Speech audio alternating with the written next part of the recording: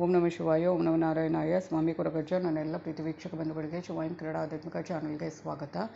ಇವತ್ತು ನಾನು ಓಂ ನಮಃ ಶಿವಾಯ ಅನ್ನೋ ಮಂತ್ರ ಇದೆ ಅಲ್ವಾ, ಅದನ್ನು ಎಷ್ಟು ಬಾರಿ ಪಠನೆ ಮಾಡಿದರೆ ತುಂಬ ಒಳ್ಳೆಯದು. ಅಂದರೆ ಒಂದೊಂದು ಮಂತ್ರಕ್ಕೂ ಇಂತಿಷ್ಟೇ ಪಠನೆ ಮಾಡಬೇಕು ಅಂತ ಇರುತ್ತೆ. ಅದನ್ನು ನಾನು ಯಾವುದೇ ಒಂದು ಮಂತ್ರಗಳಿಗೆ ಸಂಬಂಧಪಟ್ಟ ಒಂದು ವಿಡಿಯೋದಲ್ಲಿ ಹೇಳ್ತೇನೆ. ಈ ಒಂದು ಮಂತ್ರವನ್ನು ಇಂತಿಷ್ಟು ಬಾರಿ, ಈ ಒಂದು ಮಂತ್ರ ಅಂದರೆ ಬೇರೆ ಬೇರೆ ಮಂತ್ರಕ್ಕೆ ಬೇರೆ ಬೇರೆ ಪಠನೆ ಮಾಡುವಂಥದ್ದು ಇರುತ್ತೆ. ಆ ಥರ ಪಠನೆ ಮಾಡೋದರಿಂದ ನಮ್ಮ ಇಷ್ಟಾರ್ಥಗಳು ಆಗಿರ್ಬೋದು, ಅಥವಾ ಯಾವುದೇ ಒಂದು ಕೋರಿಕೆ ಆಗಿರ್ಬೋದು, ಅಥವಾ ಮನಸ್ಸಿಗೆ ನೆಮ್ಮದಿ ಆಗಿರ್ಬೋದು, ಇದೆಲ್ಲ ಈಡೇರುವಂಥದ್ದು ಅಂತಲೇ ಹೇಳ್ಬೋದು. ಹಾಗೆಯೇ ಭಕ್ತಿ, ಶ್ರದ್ಧೆ, ನಂಬಿಕೆ, ಏಕಾಗ್ರತೆ ಇದು ಕೂಡ ಬೇಕಾಗುತ್ತೆ. ಬರೀ ಮಂತ್ರ ಏನೋ ಪಠನೆ ಮಾಡಬೇಕು ಅಂತ ಪಠನೆ ಮಾಡೋದಲ್ಲ. ಈ ಒಂದು ಮಂತ್ರ ಕೂಡ ತುಂಬಾ ಪರಿಣಾಮಕಾರಿ ಮಂತ್ರ, ಸುಲಭ ಮಂತ್ರ. ಚಿಕ್ಕವರಿಂದ ಹಿಡಿದು ದೊಡ್ಡವರವರೆಗೆ ಈ ಮಂತ್ರವನ್ನು ಯಾರು ಬೇಕಾದರೂ ಪಠನೆ ಮಾಡಬಹುದು.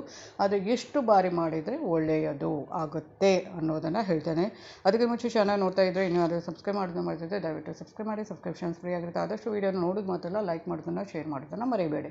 ಹಾಗೆಯೇ ಸಬ್ಸ್ಕ್ರೈಬ್ ಅಂತ ಒತ್ತುವಾಗ ಸೈಡಲ್ಲಿ ಬೆಲ್ ಐಕಾನ್ ಇದನ್ನು ಕ್ಲಿಕ್ ಮಾಡಿ ಆಲ್ ಅಂತ ಬರ್ತದೆ, ಕ್ಲಿಕ್ ಮಾಡಿದೆ ಮಾತ್ರ ನನ್ನೆಲ್ಲ ವೀಡಿಯೋ ನೋಟಿಫಿಕೇಶನ್ ನಿಮಗೆ ಬೇಗ ಸಿಗುವಂಥದ್ದು. ಹಾಗೆ ನಿಮ್ಮ ಏನಾದರೂ ಸಮಸ್ಯೆ ಇದೆ, ನನ್ನ ಜೊತೆ ಹಂಚ್ಕೋಬೇಕು, ಪರಿಹಾರ ಬೇಕು ಅಂದರೆ ಖಂಡಿತವಾಗ್ಲೂ ಸಮಸ್ಯೆನ ಕರೆಕ್ಟಾಗಿ ಅರ್ಥಾಗುವಾಗಿ ಬರೆದುಕೊಳ್ಳಿ ಸರ್. ರಾಶಿನ ಪ್ರತವತ ಡೇಟ್ ಆಫ್ ಬರ್ತ್ ಹಾಗೆಯೇ ಅದಕ್ಕೆ ನಿಮ್ಮ ಸಮಸ್ಯೆ ಏನಿರುತ್ತೆ ಅದಕ್ಕೆ ತಕ್ಕದಾಗಿ ನಿಮಗೆ ಆಗುವಂಥದ್ದೇ ಸಣ್ಣ ಪುಟ್ಟ ಪರಿಹಾರವನ್ನು ಸೂಚಿಸ್ತೇನೆ. ಅದನ್ನು ಮನಪೂರ್ವಕವಾಗಿ ಅಂದರೆ ಮನಸ್ಸಿಗೆ ಒಂದು ತಗೊಂಡು ಒಳ್ಳೆಯ ರೀತಿಯಲ್ಲಿ ಇದರಿಂದ ನನಗೆ ಆ ಸಮಸ್ಯೆಯಿಂದ ಆದಷ್ಟು ನಾನು ಹೊರಬರ್ಬೋದು ಅನ್ನೋ ಒಂದು ಆ ಪಾಸಿಟಿವಿಟಿಯಿಂದ ನೀವು ಮಾಡಿದರೆ ಖಂಡಿತವಾಗ್ಲೂ ಅದರಿಂದ ಒಳ್ಳೆಯದೇ ಆಗುತ್ತೆ.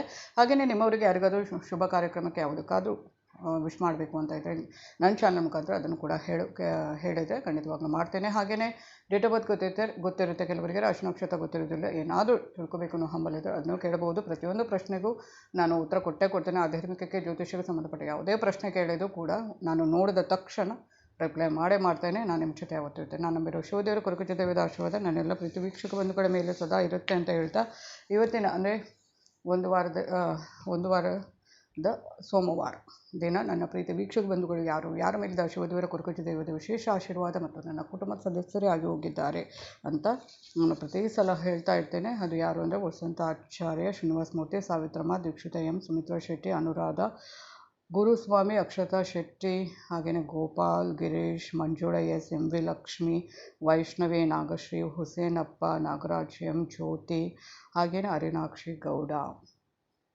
ನನ್ನ ಕುಟುಂಬ ಸದಸ್ಯರೇ ಆಗಿ ಹೋಗಿದ್ದಾರೆ ಅಂತ ತುಂಬಾ ನಾನು ಹೆಮ್ಮೆಯಿಂದ ಹೇಳ್ಕೊಳ್ತೇನೆ, ಮನಪೂರ್ವಕವಾಗಿ ಹೇಳ್ಕೊಳ್ತೇನೆ.